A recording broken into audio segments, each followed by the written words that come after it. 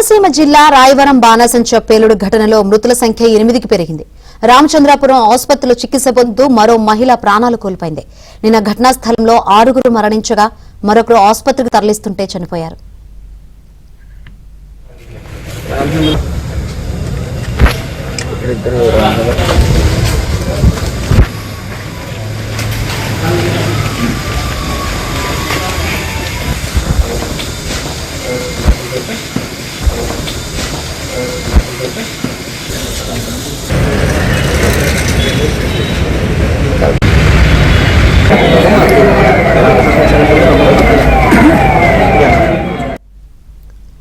రామచంద్రపురం ఆసుపత్రిలో మృతదేహాల్ని మంత్రి వాసంశెట్టి సుభాష్ పరిశీలించారు. త్వరగా పోస్ట్ మార్టం నిర్వహించాలని వైద్యుల్ని ఆదేశించారు.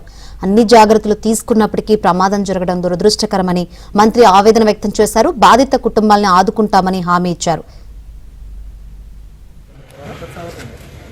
అత్యంత దురదృష్టకరం.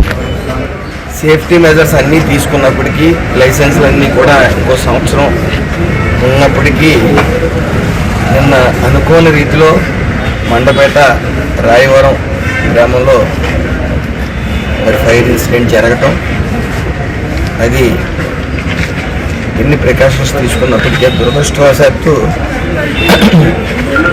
ఫైర్ అవటం, సుమారు నిన్న స్పాట్లో 6గురు సజీవ దహనం అవటం, 4గురిని హాస్పిటల్కి తీసుకెళ్ళటం, మరో 2 వ్యక్తులు చనిపోవటం, 8 మంది విచ్చువాత పడటం, ఇద్దరి పరిస్థితి విషమంగా ఉండటం జరిగింది. ఓనర్ కూడా ఇందులో సజీవ దహనం అయ్యాడు కాబట్టి లీగల్ హెయిర్స్ ఎవరైతే ఉన్నారో ఆయన లీగల్ హెయిర్స్ ఆయన లైబుల్ అవుతారు.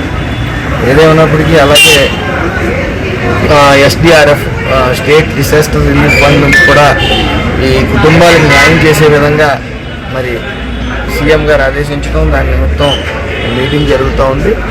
వాళ్ళకి పూర్తి న్యాయం చేయడం జరుగుతుంది. అలాగే ఎవరైతే ఇందులో చనిపోయారో వాళ్ళకి చంద్రన్న బీమా కూడా అప్లై అవుతుంది.